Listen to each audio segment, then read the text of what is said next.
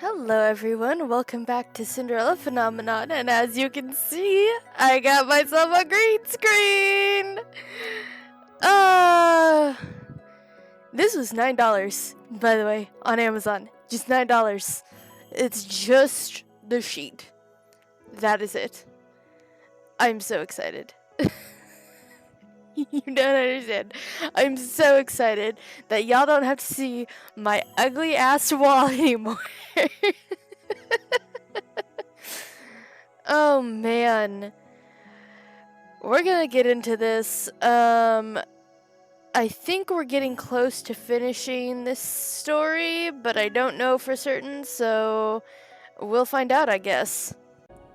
Okay, it looks like we're on Rod Chapter 7.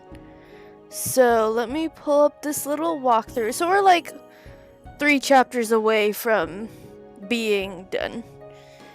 So that means probably about 2.5 more episodes. Or I can make just one big, long one. And see what happens. I don't know. Let's get into this. Today's the first time I'm leaving the palace on a day off. Usually I choose to stay inside. Whereas the other servants always leave to go home, I never see any reason to leave since this has always been my home. I mean, fair enough. Oh my god. It's a little glitchy. I will admit it's a little glitchy, but that's probably because my webcam's not great. And the market has never been home. Besides, it's not as if I want to return. Not after that conversation we all shared last time. Thus, I've spent most of my days asking questions about Mother's reign, inquiring when and where I can. The opinions do not surprise me. I was so scared of her. One wrong move and she'd have you thrown in prison. The townsfolk would always wait for her to pass by before leaving their houses. She was a tyrant. The kingdom is a better place now she's gone. There's no reason for them to lie to me. The more I hear, the more my old life makes sense to me. No shit, buddy. I know now why the king never seemed to love Mother and why the people hated her. And the reason people looked at me with such fear. However, it's been months since I've been glared at in public. If there's one good thing that this curse did for me, it is that it allows me to travel around town without being noticed. As Viorka's shop comes into view, my thoughts shift to the reason I left the palace in the first place. If Rod won't tell me anything, I'll have to ask Viorka. She must be related in some way to his curse. I pause outside the door to the toy shop. With a deep breath, I push the door open. Welcome! The moment she sees me, her expression becomes confused. Oh, you're the princess's maid. Ashiel, was it? I nodded her. You've never come in here alone before. What can I help you with? I want to ask you something. It's about Prince Rod. Prince Rod? Did something happen to him? Is he okay? He's fine. She sighs with relief. Then what is it you'd like to ask? I just want to know if you knew anything about Prince Rod's sudden muteness. Viorka stares at me for a few moments before she shakes her head. I only know that it happened after I met my fiancé, Desmond. I knew it. I knew it. If you have seen my previous episode, I had some theory that, like, Desmond or Desamond or whatever the fuck his name is the one who cursed Rod, like, as if Desamond is Ursula, Rod is Ariel, and Viorka is Eric. You know what I mean? I wonder if my suspicions are going to be confirmed. What reason do you have for asking? Well, I tried to think of a plausible explanation for this, and I immediately consider Emmeline. Viorka's Emmeline's best friend. Surely she'd be willing to help if she knew I was doing this for Emmeline. Prince Rod has been very quiet recently. Princess Emmeline's been worried sick about him, but he refuses to say anything, even to her. I've been trying to gather information that might be helpful in discerning the cause. I stare at her expectantly, hoping that my gaze was nothing but determination. Finally, Viorica smiles. She's lucky to have a dedicated friend like you. I'm still not accustomed to the fact that Emmeline considers me a friend. Before she became the princess, I was her first confidant. We were like sisters. But now that she's living in the castle, we no longer have the luxury of spending so much time together. I worry about her constantly.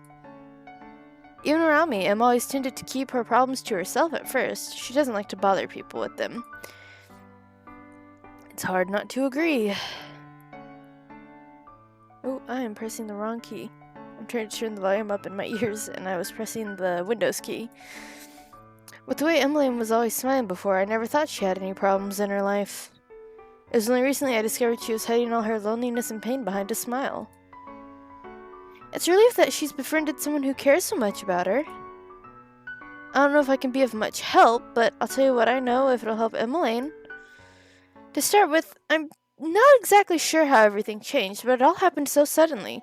All I know is that after the night I met Desmond, our relationship changed. At first he still smiled, but recently he's been avoiding me. What happened between the two of you the night you met your fiancé? Nothing. Rod and I did not meet on that day. Prince Rod wasn't there? No, but soon after what happened that night, Rod grew distant. What happened? It was a stormy night and I was heading back home. I took the route by the riverbank because it was the shortest route. It was foolish of me. The road was slippery and full of mud. I lost my footing and fell into the water. The waves were strong and I was certain I was going to drown. I don't remember what happened in the darkness of the water, only that when I woke up my head was in Desmond's lap. That was the first time we met, but not the last. He carried me home and he came by every day as I was recovering. And then he came to visit even after I'd recovered. I tried not to get my hopes up too much, because what could this nobleman see in me, a mere commoner? But I still ended up falling in love with him. You have no idea how happy I was when he said he loved me too. It was a dream come true. Of course, every girl dreams of marrying a prince. It was in all the fairy tales I read as a child. None of that at all was related to Rod. How does this relate to his curse? You said your relationship with Prince Rod changed after that night. What happened? Viorica sighs. I told Em and Rod about Desmond, and soon after the incident, Em was happy that the two of us had fallen in love, but Rod didn't say much of anything. That's when I noticed he started growing distant, and when I realized that he'd also lost his voice. He still won't tell me anything, but I figured he was... Her voice fades, but I know she's referring to the curse. So Rod lost his voice shortly after Viorica met Desmond. The mermaid's curse must have something to do with the tale. The little mermaid traded her voice for legs so she could be with her prince, but that night the only person who found their Prince Charming was Viorica. Rod's curse must have something to do with Desmond and Viorica. He became distant with her after finding out about Desmond. Why? Are you really that stupid? There's no way you're that dense. Come on, Achille. Really? There's the fact that he still spoke to Viorica even if he was distant. It was only when he found out about their wedding that he became so cold. I frown as I try to organize my thoughts. How did it get to be this late? I'm so sorry, Achille, but I have to close the shop now. Sorry for the story. I know it has nothing to do with Rod, but it was after that incident he began to act strangely. I don't think I was much help, but... I shake my head. You've told me what you could. Viorica walks me to the door, opening it so that the both of us can step out onto the street together. I really hope you're able to help Emmeline and Rod. I hope so too. Did you see Ophelia the other day? I catch sight of two noblewomen sitting on a bench together, not too far away from the toy shop. They're referring to Ophelia without her title? How disrespectful.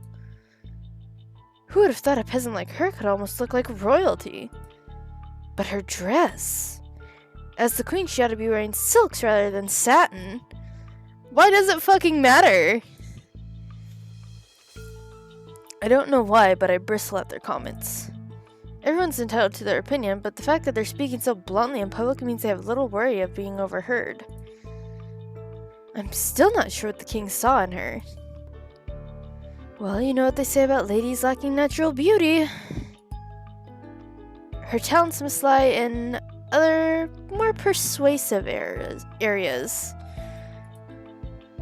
She must be very persuasive indeed if the king saw it worthwhile to marry her. As the two women laugh, I feel something hot begin to burn in my stomach. Bjorka takes a sharp breath beside me. Since I became a maid in the palace, Ophelia has been nothing but kind to me, a mere servant. She has all the right to flaunt her status and title, yet she remains humble. I now know why everyone at the palace loves her. A common woman like her can only keep a man's attention for so long. I start walking towards them without thinking. Ashiel, I wouldn't... You have no right to say those things about the queen. The two women are clearly surprised at my interruption. Both of them glare at me. And you have no right to eavesdrop on us. Eavesdropping? Anyone could have heard you. Their mouths fall open. One of the women looks at me for a long time, then sneers suddenly, as if something occurred to her. I thought you looked familiar. You're the crown princess's personal maid. I see you always following her around when she's in town. This is none of your business, girl. Why do you care so much for our opinions?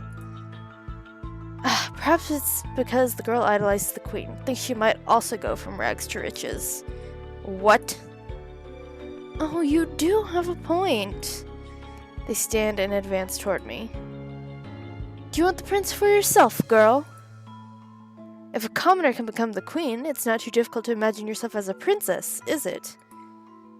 How foolish. You're better off dreaming smaller dreams, girl. They laugh and the irritation in my chest blazes into full-on anger. Is this what Ophelia's been dealing with for the past year? She's been treated so cruelly when she's done nothing but love the king. And I also ridiculed her, just like this. Yeah, you fucking did. I force myself to look at the cruel woman as I move my hand to the pendant hanging around my neck. I was just as cruel as them, no shit. I barely feel Viorka's hand as she rested against my shoulder. Ashiel, let it go. Her Majesty wouldn't want you to do this. But I can't just let these two women talk about Ophelia like this. I pull away from Viorka and stand firm. The queen has a good heart. She's far more noble than either of you could ever hope to be. I think back on the times I was cruel to her. Ophelia could have easily reprimanded me for my behavior. She had that right as my stepmother, yet she's been nothing but kind to me. Oop. I mean, yes, I should probably save. Ophelia never got angry at me, even despite my treatment towards her and her family.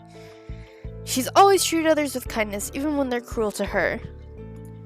Judging from the bitterness in your accusations, it seems like you're jealous of her. How pathetic. The other woman marches toward me, and my free hand instinctively moves to hold her hand just before her palm reaches my cheek. Ah! I will not tolerate any insults toward the queen. The soft light emanates from the pin, and I can only stare at it in shock. I got another good deed? By defending Ophelia? The woman snatches her hand away. How dare a peasant like you talk that way to us? Have you no manners? I can ask you the same. What happened to yours? How dare you? Don't you know who we are, girl? No. I'll see you pay for your impertinence. Our words have far more weight than yours ever will. I'll go to the king myself and tell him about how rude you were. I can pass on that message myself. Hey, what's up? I turn and see Rod walking toward us, his expression cold. The two noblewomen hastily curtsy. Your Highness! The noblewomen turn pale as Rod's eyes fall on him. Actually, we have an important dinner engagement! Yes, we do! The two noblewomen curtsy before quickly departing. Get fucked! Okay. What are you doing here without your guards? What trouble have you gotten yourself into now?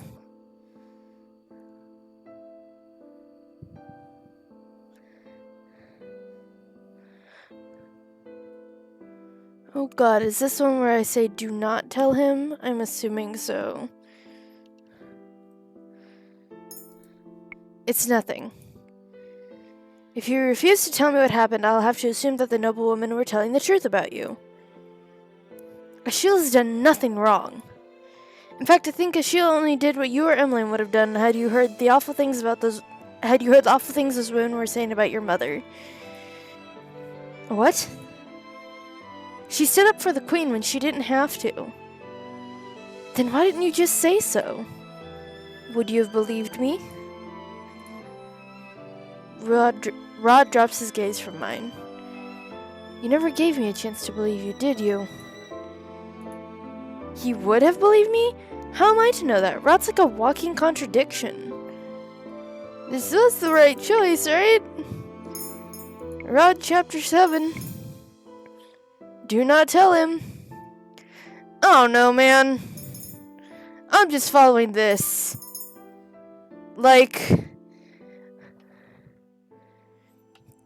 I'm just following this guide. I don't know what it wants from me. Fuck's sake.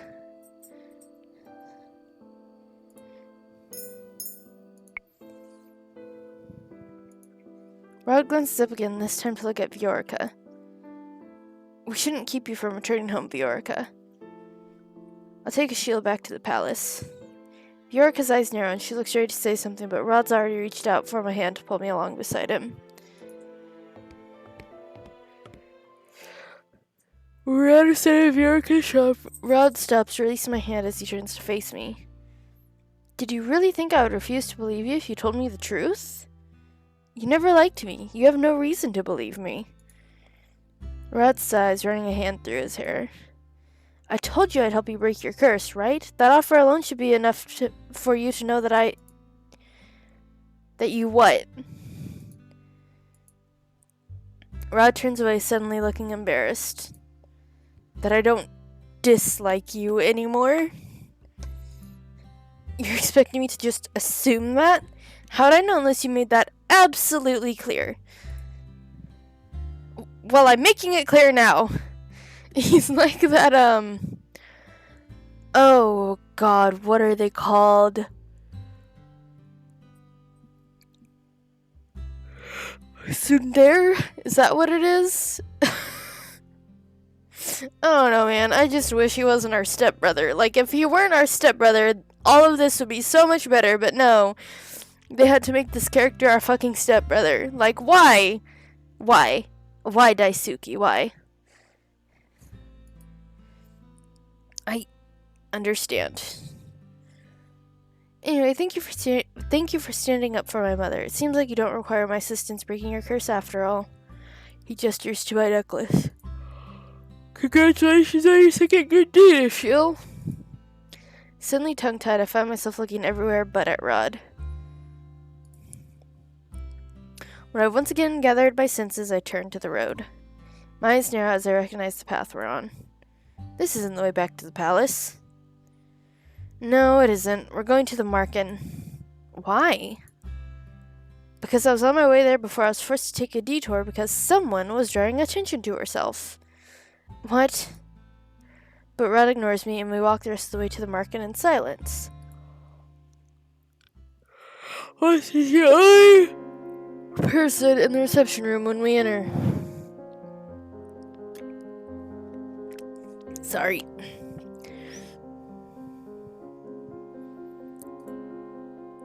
Prince Rod? Princess? It's a little late for the two of you to be here. I had meant to be here earlier. Is Lady Parfait here? Waltz nods. I'll go get her. Wait here. As soon as Waltz leaves us alone, Rod turns to me, his expression rigid. Rod steps closer and grabs my shoulders.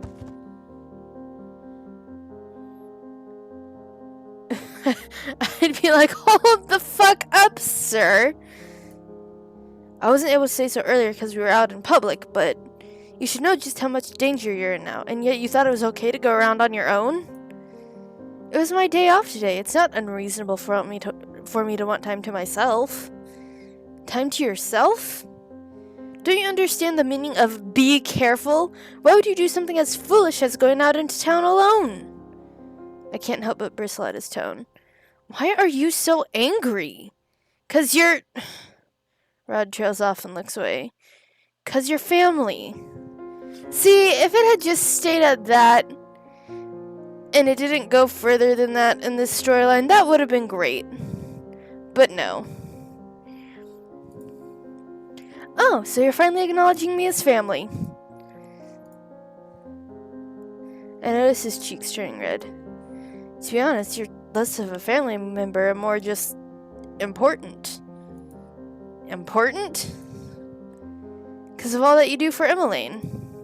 You're important to my sister. He looks uncomfortable as he says the words, and I can't help but marvel at his embarrassment. Why is he so embarrassed? Rod changes the topic as he turns away from me. Why were you with Viorica? I can only think of one reason you'd speak to her. My curse. You thought you'd find out about my curse through her? I shrug. I can only assume your curse has something to do with Viorica. I look up when Rod says something, then stare at the curious sight before me. He's taken Sebby off his shoulder and is holding the doll in his hands, away from his face. The two seem to be engaged in some silent conversation. Then gently Sebby speaks words I can hear.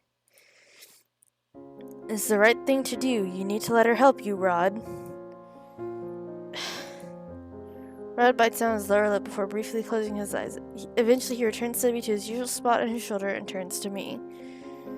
Fine. You're stubborn and you're not going to quit investigating unless I tell you, are you? You're right. Viorica's the reason I was cursed. Rod sits down in the settee and lets out a heavy sigh. His eyes are far away as he speaks to me. I was in love with Viorica, but I wasn't brave enough to tell her. I just followed her around like some kind of puppy. One day Viorica hadn't come home and it was raining really heavily, so I went out to look for her. I found her walking along the bank of the river. I called out to tell her to be careful, but I don't think she ever heard me. She slipped and... Rod swells. He clenches one of his hands into a fist. She fell into the river. I dived in after her, and I somehow managed to get both of us onto the riverbank, but it didn't look like Viorica was breathing. I didn't know what to do, so I started panicking. I ran off to try and find help, but I couldn't find anyone in the storm. When I returned, she was gone. When I returned, she was gone. I rushed to her house, and the doctor was already there tending to her, along with Desmond. Rod's gaze is vacant as he nods. When Viorica began to fall in love with Desmond, I felt helpless. Did you not tell her you were the one that saved her? Why would I? Viorica was happy believing she and Desmond were fated to be together. I couldn't do that to her. Bro! But surely if you told her... Rod interrupts me. God, if people would just stop fucking interrupting each other, something could actually happen. I want the people I love to be happy. I don't care if their happiness causes me pain. I'd rather bear that alone instead of bringing down those around me. My chest aches as I watch Rod's face. I never would have guessed that Rod would be so selfless. But that didn't stop me from thinking I could still make her love me instead. I decided to become what I thought Viorica wanted most, the Prince Charming of the fairy tales she so adored. And so I asked a witch to turn me into one. She stole my voice in exchange. Ah, there we go.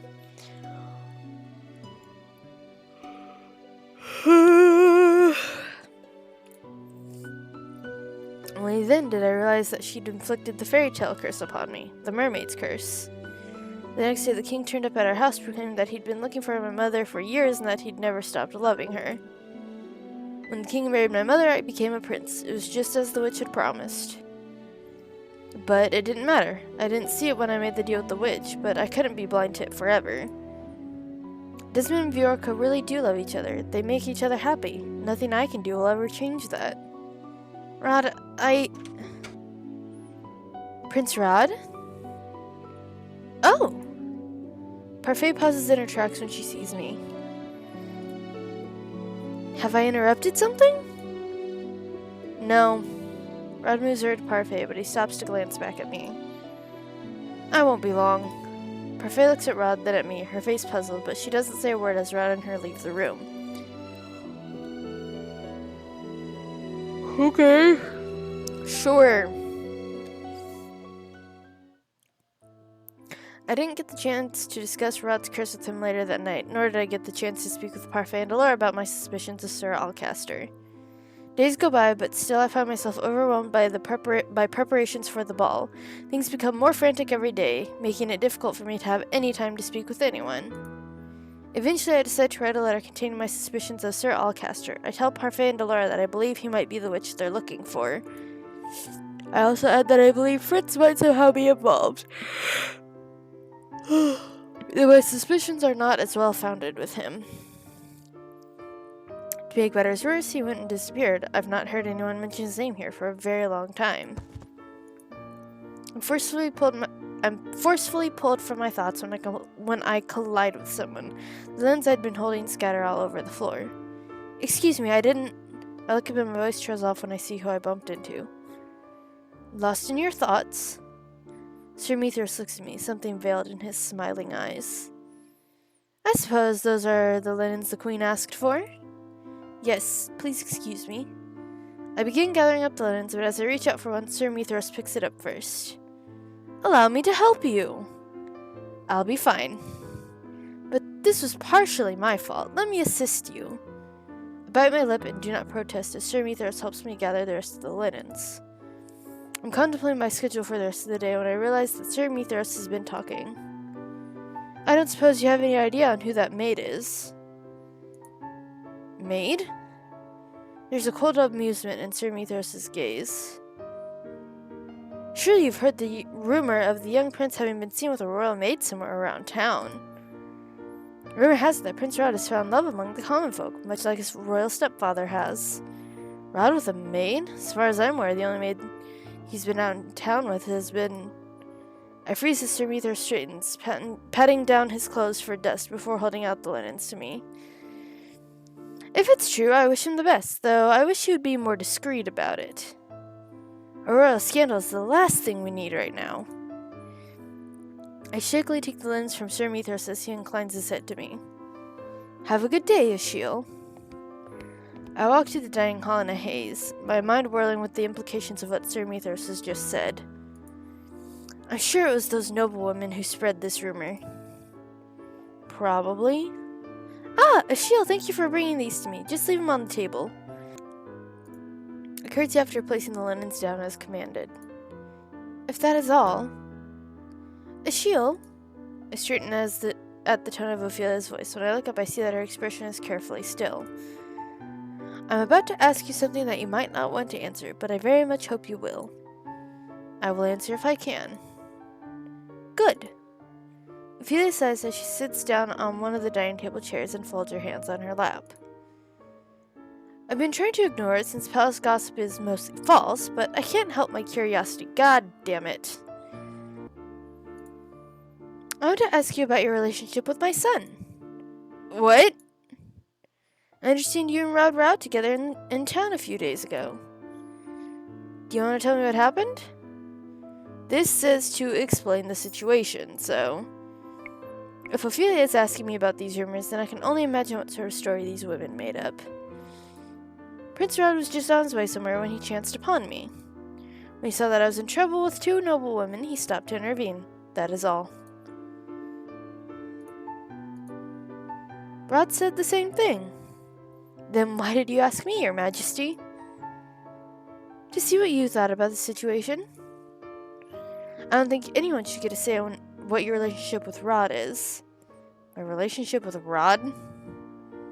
I like you, Ashiel, and I'm certain you're good for Rod. If I had my way, I'd let him court you. Well, Your Majesty, stepmother, sir, ma'am, maybe that's not the best choice. Huh? I feel heat in my cheeks as I trip over my words. The prince and I are not in a relationship. A member of the royal family cannot end up with a servant.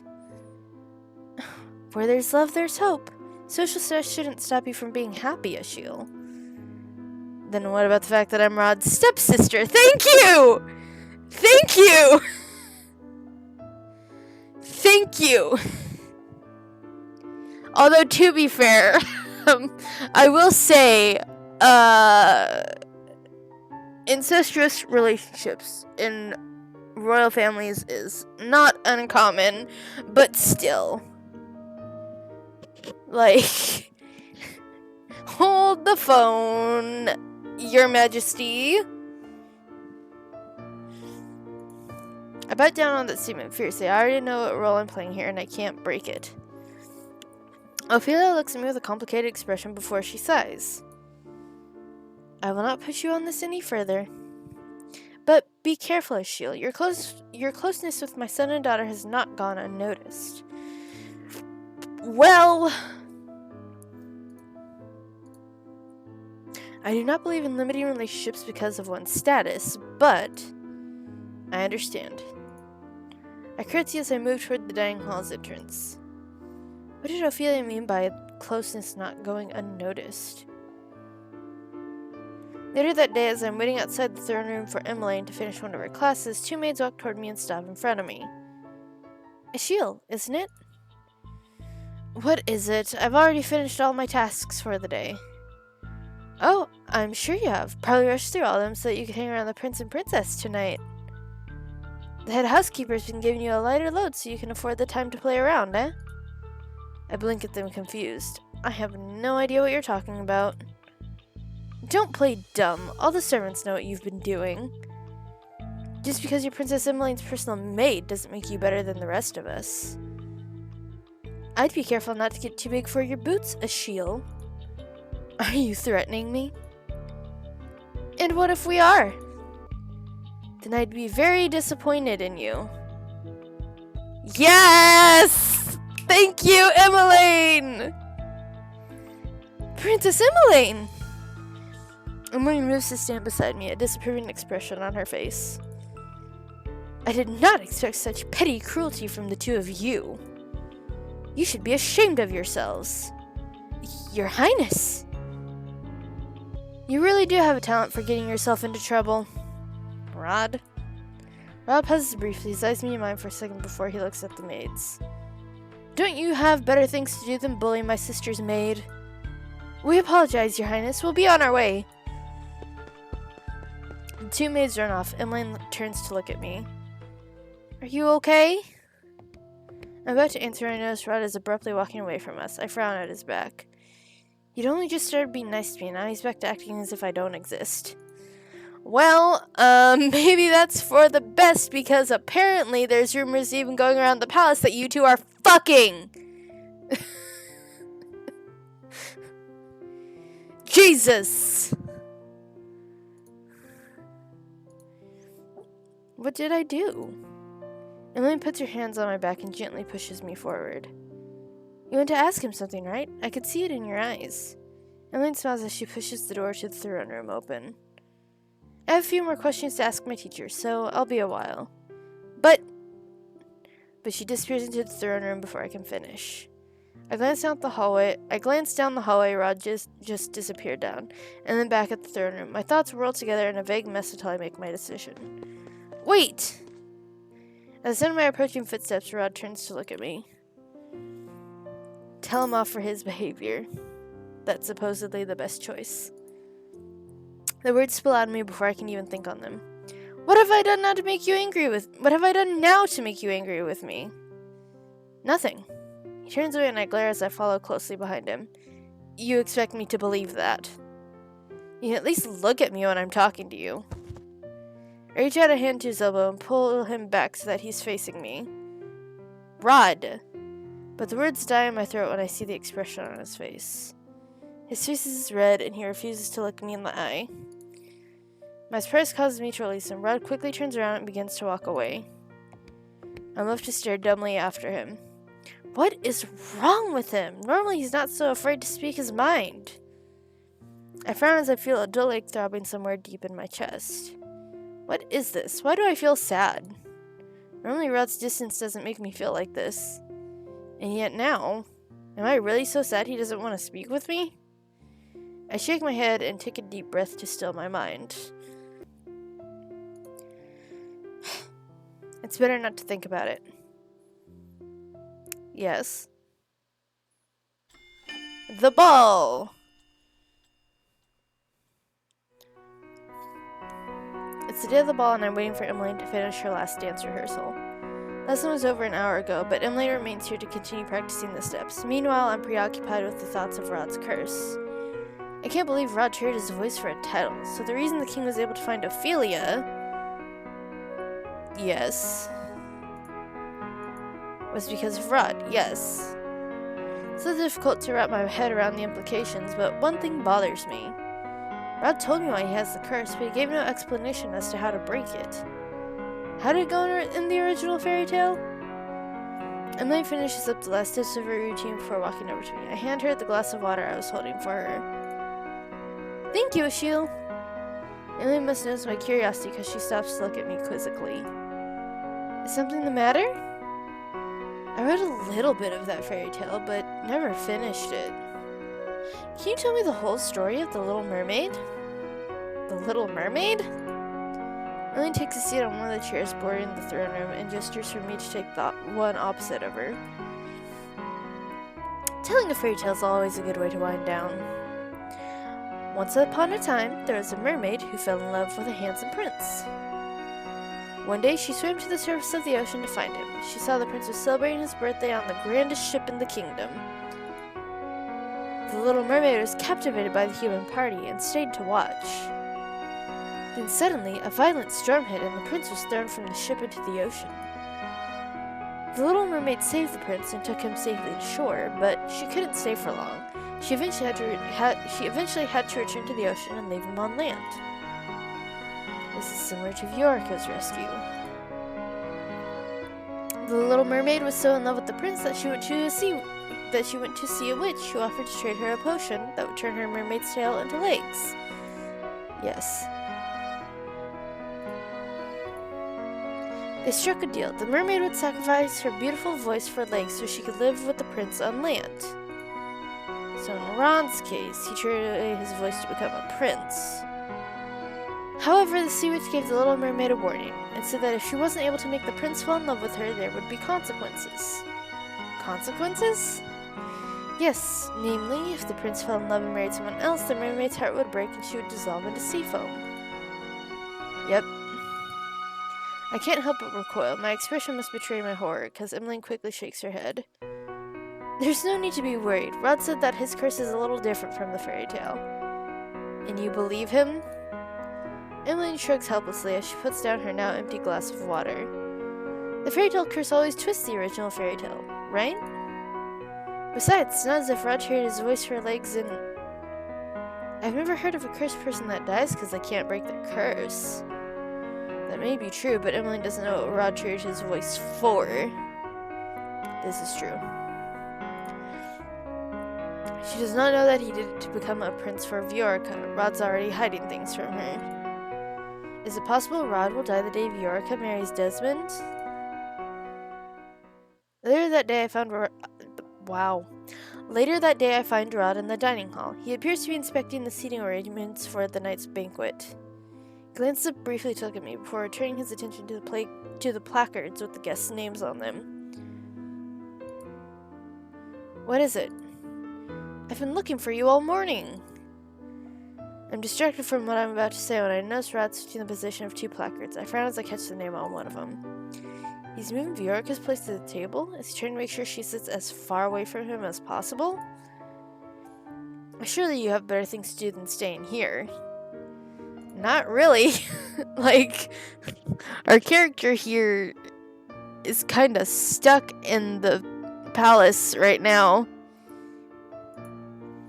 What happens if you can't break your curse? Rod's movements stutter before he shakes his head sharply. That's something you don't need to know. And this says the correct thing to do is plead with him. Okay. Something aches deep in my chest at Rod's coldness. Please. Rod's sorrow is so strong that he almost drops the placard he's holding. Please tell me. We've been partners for months now. But I've barely... Yes, I know that it's an unusual partnership and that most of our helping each other has been subtle, but... I'm only one good deed away from breaking my curse, while you seem to be no closer to breaking yours than when we started. I'll do whatever I can to help you with your curse, Rod. So please, let me help you. Silence falls. Moments later, Rod sighs and looks away from me. Some unspeakably sad emotion shines through his eyes. Even if I wanted your help, Ashiel, there's nothing you can do. Dread settles in the pit of my stomach at Rod's words. Could I be right? Will Rod actually die if he doesn't manage to break his curse? Emily told me the story of the Little Mermaid. She said that the mermaid dies if the prince marries someone else. Rod, when Viorica marries Desmond, will you...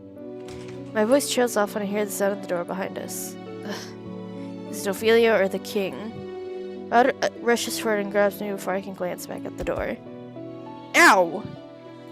I become aware of a weight holding me down to the floor. The impact of the ground against my head blurs my vision, making it impossible for me to see what's happening at first. Am I underneath the dining table? I circle to try and sit up, but the weight pushes down on me again, forcing me to be still. Quiet! Rod? Why did he push me underneath the table? So I'm about to ask him aloud when the sound of footsteps silences me. I can't help but remember what Sir Mithras was saying about rumors. Ah. If Rod and I were seen alone together by the servants, the rumors will no doubt get worse. But why is Rod doing this?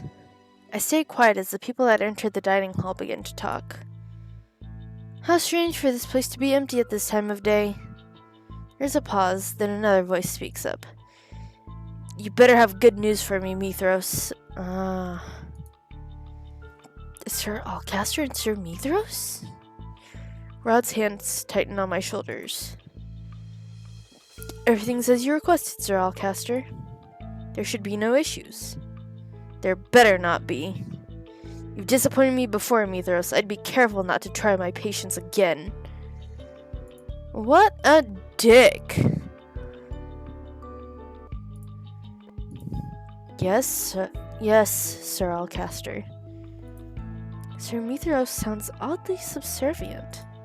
But why? The two of them are both ranked equally, and neither of them should have to answer to anyone other than the king. Unless Sir Alcaster truly is the witch and is forcing Sir Mithras to obey him with a spell. Wait for a few minutes after I leave. We should not be seen together. I don't hear Sir Mithras respond, but I can hear Sir Alcaster leaving the room. Sir Mithras sighs out, but is otherwise silent when he leaves the room after a few moments. I exhale fully as the door finally closes behind Sir Mithras. This is bad. I was so engrossed in Sir Alcaster and Sir Mithras' conversation that I only just now realized Rod is hovering over me.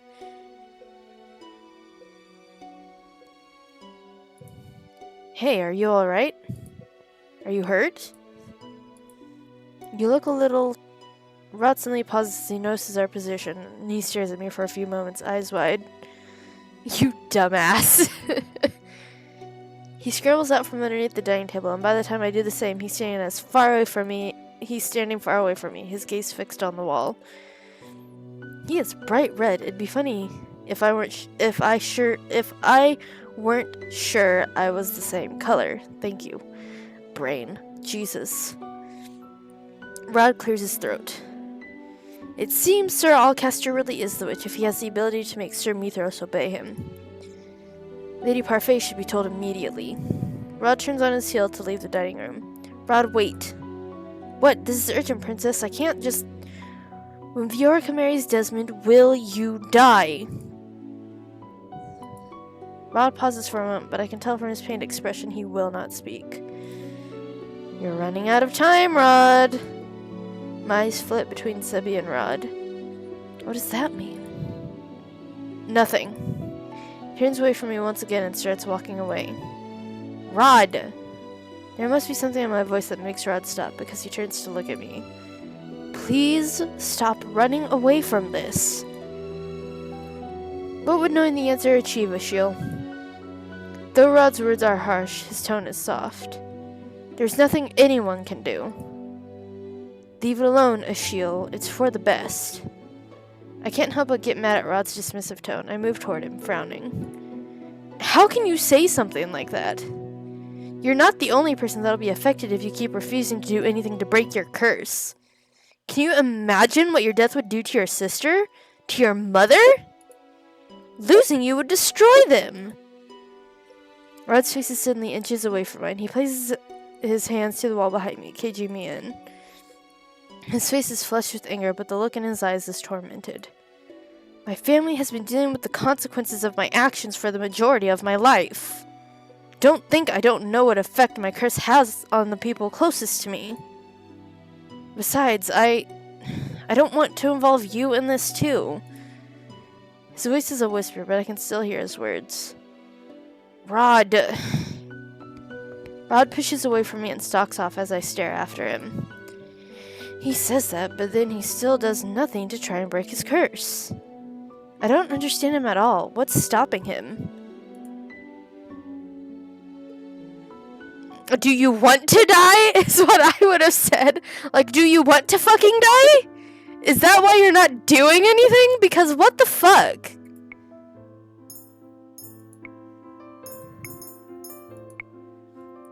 Rod's absent from the palace for the rest of the day and returns only once the sun is set to prepare for the ball. I've not been able to talk to him since, but I assume he's been to the market to tell Delora and Parfait about our suspicions of Sir Alcaster being a witch.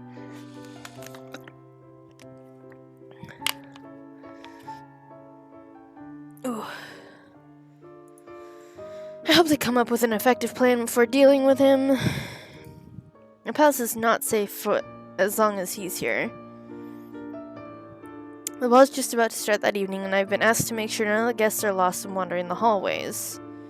I've been walking around for a while, directing any late guests in the right direction.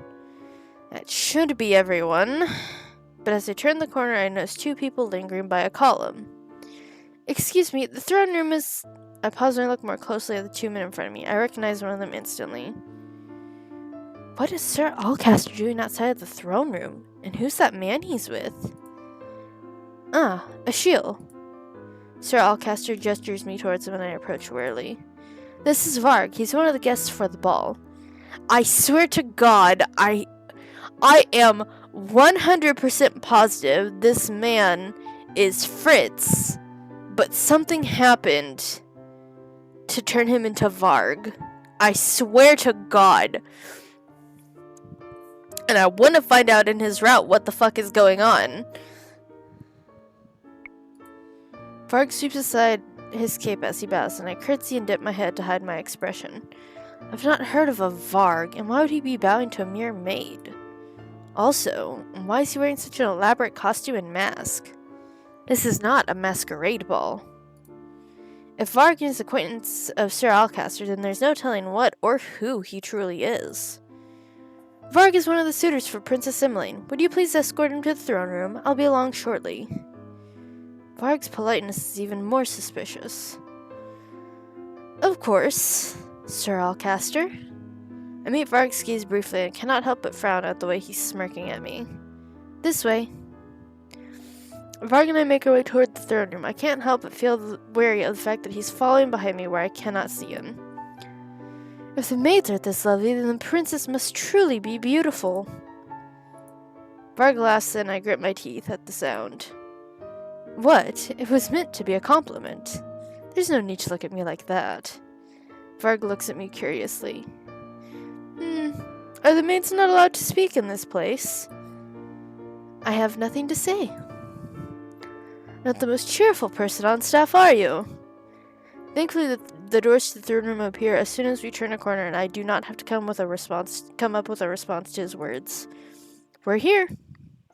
I gesture toward the throne room and move to leave, but Varg's voice stops me. You should at the very least escort me inside and introduce me to the princess, don't you think? Isn't that what a maid should do? Technically, that's the announcer's job. But Varg came so late, he probably already missed the introductions. I wouldn't want to think badly of any of the servants at the palace. I take a deep breath to calm myself down before turning toward the doors. Follow me. I can tell them when I step into the room that the official introductions have already passed. Most of the guests have already begun to mingle and scatter across the throne room as the band sets up. No one notices when I walk into the throne room in front of Varg. I do not trust Varg, not if he's associated with Sir Alcaster. I might have time to warn someone about him while he's distracted, but who? This says Emmeline. My attention is quickly drawn to where Emmeline's moving between groups of people, introducing herself and making light conversation. I know this to be frowned upon, but Emmeline's safety must come first. I make my way quickly over to Emmeline and curtsy just off to the side, trying to draw as little attention to myself as possible. Princess Emmeline, may I have a word? Emmeline's clearly shocked at my intrusion, but she masks it well. Excuse me, it appears my maid has something for me. I draw her closer to the walls where the crowd blocks us from view. I wasn't expecting you to be here, Achille. Not that I mind, but won't you get in trouble? There's no time for that. I take her hand in mine and look at her somberly. You have to watch out for this man in a mask. Sir Alcaster brought him to the ball. Why should I be worried then? I can't exactly tell her that I think he's a witch right now. There are too many people looking. Just please be wary of him. I'm sure there's nothing to be worried about from anyone here, Achille, especially if Sir Alcaster is involved. Girl! On the contrary, if Sir Alcaster is involved, I would also recommend staying on your guard, Emmeline. Rod? I turn in shock to see Rod suddenly standing beside me. You should trust Achille. Excuse me. I jump back at the sound of Varg's voice. Rod takes a step forward and places his hands on my shoulders to steady me. I don't believe we've been introduced. Varg looks at me for a few moments, but I say nothing. He eventually turns to Emmeline, a wolfish smile on his face. My name is Varg, and you must be Princess Emmeline. The tales of your beauty did not do you justice. Emmeline flushes as Varg reaches for her hand. He presses a kiss to the back of it, still grinning. I can feel Rod tense behind me. May I have the first dance? Emmeline bites down her lower lip as she stares at him. I become acutely aware of just how quiet the throne room's become. She can't refuse him with so many people watching her. I feel sick, but can't bring myself to say anything more as Emmeline puts her hand in Varg's. I accept, Lord Varg. The moment Emmeline makes her way to the center of the dance floor, a man signals to the band and the musicians to start playing. This feels wrong. I can only nod as I watch Varg pull Emmeline closer. At first, it's just he and Emmeline dancing, but then the other couples gradually trickle in to join them. I don't like this at all. Rod and I watch in silence as the first dance continues on. I know for a fact Rod must see the dreamy smile on Emmeline's face as certainly as I can. When the music stops, both of us move as one toward Emmeline. Even though the dance is over and Varg has released her, they still stand close together in the center of the room. The silence is interrupted when the double doors open and Sir Alcaster, along with two knights, stalk into the center of the room where Emmeline and Varg stand. Their arrival causes an uneasy stir in the crowds. The king rises from his throne, eyebrows drawn. Alcaster, is there some kind of disturbance? Alcaster says nothing as the knights stationed around the room approach Emmeline and Varg and stand around them, encircling them. Emmeline's expression shifts from confusion to fear. The crowd becomes even more anxious. Alcaster, explain this. Alcaster briefly glances at him, but says nothing. He turns back to his knights and snaps his fingers. The knights pull out their swords and point them at Emmeline. I reach out to grab Rod's hand before he can make his way toward her. Rod, it's too dangerous. I know, but thoughtless actions have the potential to put Emmeline in even more danger. Rod's only response is to tighten his grip on my hand. I place my other hand over his to reassure him, and slowly but surely his grip begins to loosen. I turn my gaze back to the king. Alcaster, stop this immediately! What do you think you're doing? Something I should have done a long time ago. I have been nothing but loyal to this kingdom, and all I've ever wanted was for Anjil to thrive. But ever since the queen died, this kingdom has become weak. It's because you're a weak ruler, Gennaro. What? The people were more productive back then, more disciplined during the late queen's reign. The kingdom has become less productive without fear to drive them. When there is power, there is order. Power is not something that should be needlessly used to control people. It is used to protect them. You, of all people, should know that. Sir Alcaster shakes his head. I, of all people, know that order is what makes a hierarchy stronger. I'm only doing what is necessary. I am reorganizing the system. Hand over the crown, Gennaro. Sir Alcaster turns his head to Varg, who remains standing beside a scared Emmeline. You will obey me if you do not want your precious daughter harmed. Please, leave my daughter out of this! Emmeline steps back, her eyes now brimming with tears. Varg, seize the princess! As soon as Sir Alcaster gets the order, Rod immediately lets go of my hand and rushes towards his sister. Rod, no! I quickly follow after him, but Rod suddenly stops in his tracks. I bump abruptly into his back. Rod? Varg! Sir Alcaster's booming voice echoes around the room, which has suddenly gone eerily silent. My eyes move to Varg, but he is standing motionless. What is happening? Finally, Varg smirks. He steps to the side, standing in front of Emmeline as if to block her from view. Sir Varg! You must be delusional, old man. I am not letting you anywhere near the princess. Huh? The knight's next movements are a blur as they rush at Sir Alcaster. In mere moments, he's been disarmed and pinned against the ground.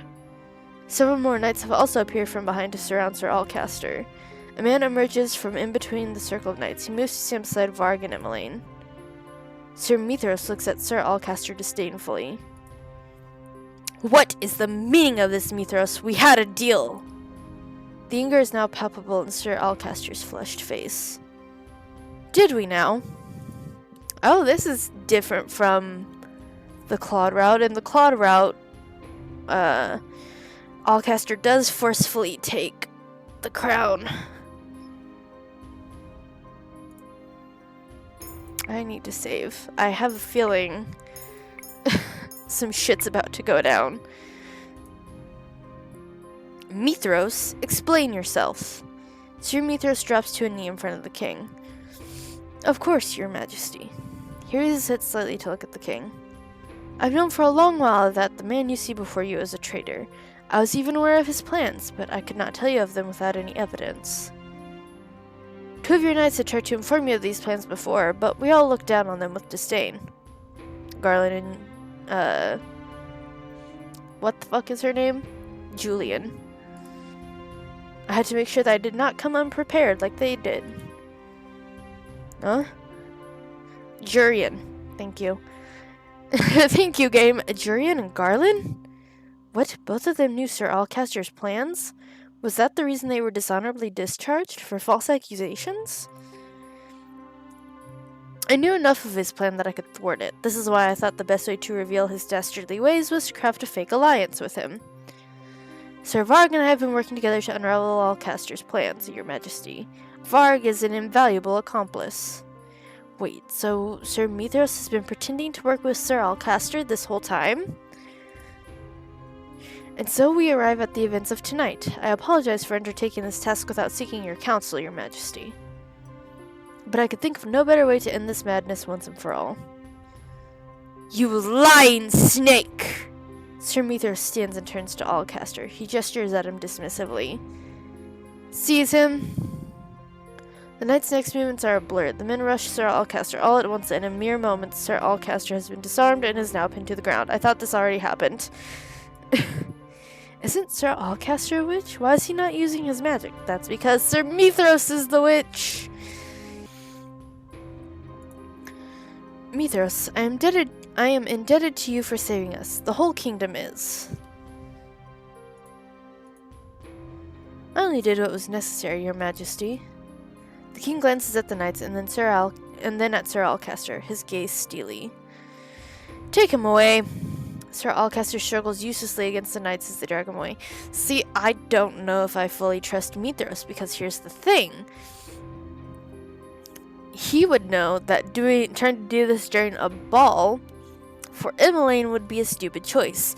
So if they put him in a jail cell, then Mithras can go down there and talk to him to plan out this idea a little better.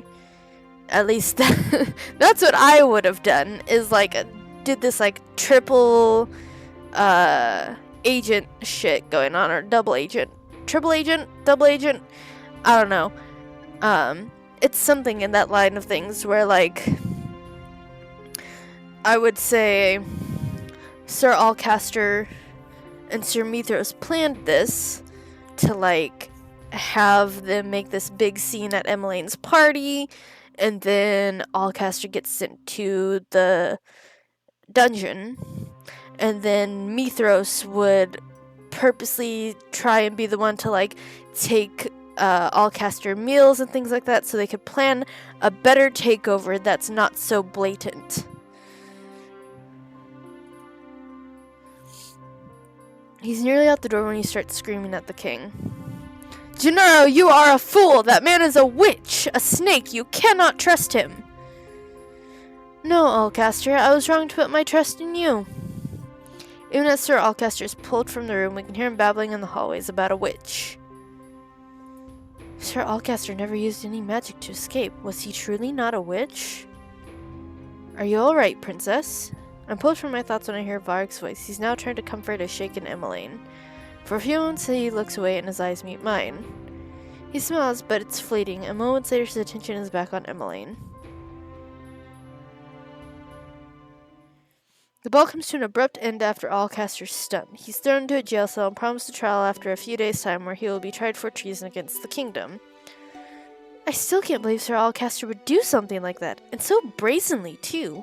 That's why I'm not trusting Sir Mithros here.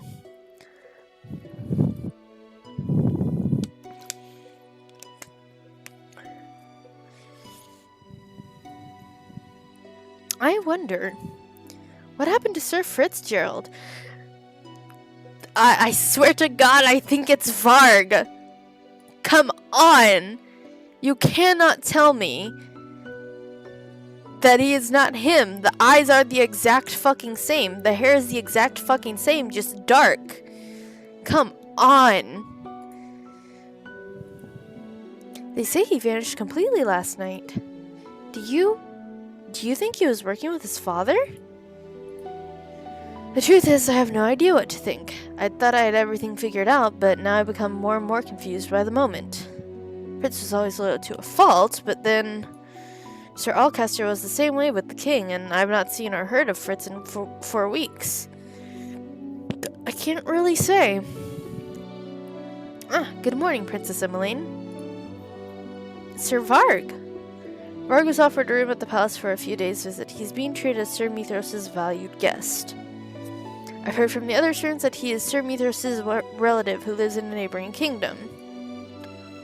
I wouldn't be... I swear to God, look at the hair. Look at the piercings. Look at the eyes. Like, come on. Come on! Is that not Fritz? I hope that you're feeling well now, Princess. Yes, thank you for your help last night. Is Emmeline blushing? I know I won't be here long, but I do hope to get to know you better during the duration of my stay. I would love that. Then I am looking forward to spending more time with you. Oh, I forgot! I'm meant to be in my mother's room right now. Achille, Sir Varg, I'll see you both later. I curtsy as Emmeline walks off, leaving me alone with Varg. I cannot help but feel uneasy in his presence. Something about him puts me on edge. He makes me feel uncomfortable. Excuse me, I have errands to attend to. Wait. Before you head out, I have something to give you. Give me? Varg reaches into one of his pockets and withdraws a letter that he holds out to me. What's this about? Well, I guess you'll have to open it and find out. Princess? My blood turns to ice in my veins. He knows I'm the princess. That could only mean that he's...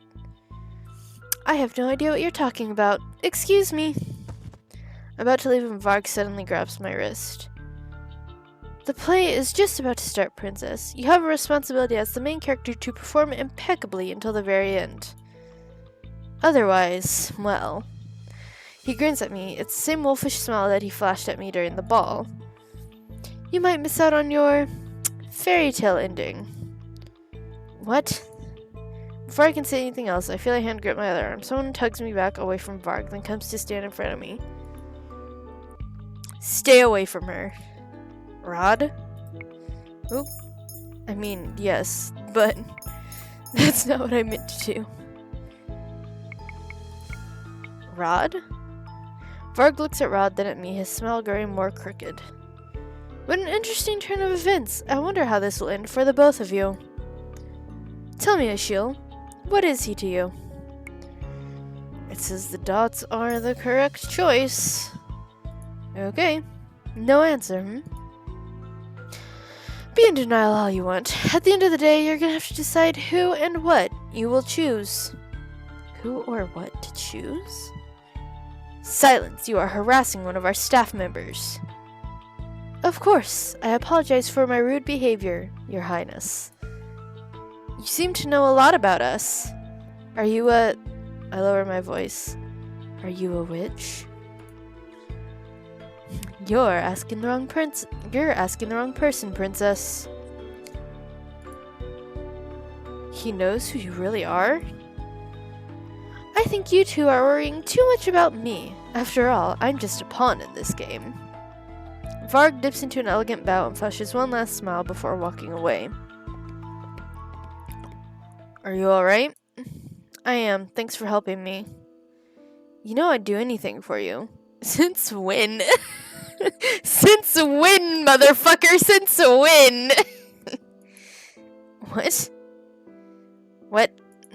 Rod shakes his head before stepping away. Anything for me? Rod coughs, pulling me from thought. Is it possible he's a witch, or that he's working with other witches? But it is possible that he's a witch, or that he's working with other witches, but we have no evidence to prove it. I was misreading that. That is my fault. Until we figure out what's going on, you need to be wary of him. No shit, buddy. I know. Rod smiles at me gently. The look makes my heart thud once painfully in my chest. Stop staring at me like that. Rod looks away, his cheeks tinged red. I feel my own cheeks warm at the sight. I wasn't staring at all. Both of you are hopeless.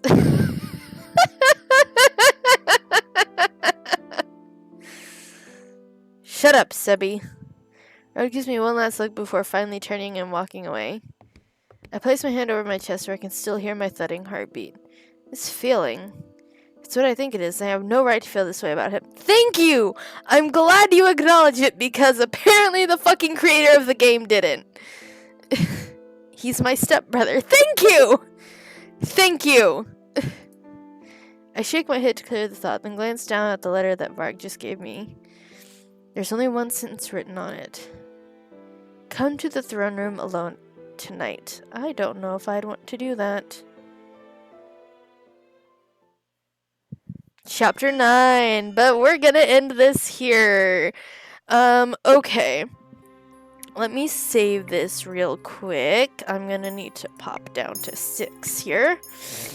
I'm gonna end this episode here. We're almost done. We just have chapters 9 and 10 to do, which I'll do in the next episode. And I'll get this done and out. And then, just to complete the game and all the routes, I'll do the fucking Rumpel one. I didn't want to do either Rumpel or Rod, but I had to do at least one to unlock Fritz and Waltz. But because I want to be a completionist at this game and complete all of them, I need to do all 5 endings. I've already done the Claude one, and I just have to deal with this crap. So I think, in case anyone is wondering what name I'm gonna give the princess in the Rumpel route, let's just say, if you've ever watched Once Upon a Time, you'll understand why I'm gonna give her the next name. Okay? That's all you're getting. So, thank you again. I'll get this edited and uploaded, and I will see you all next time. Goodbye. I've been feeling so small. Watch the clock ticking off the wall, but tonight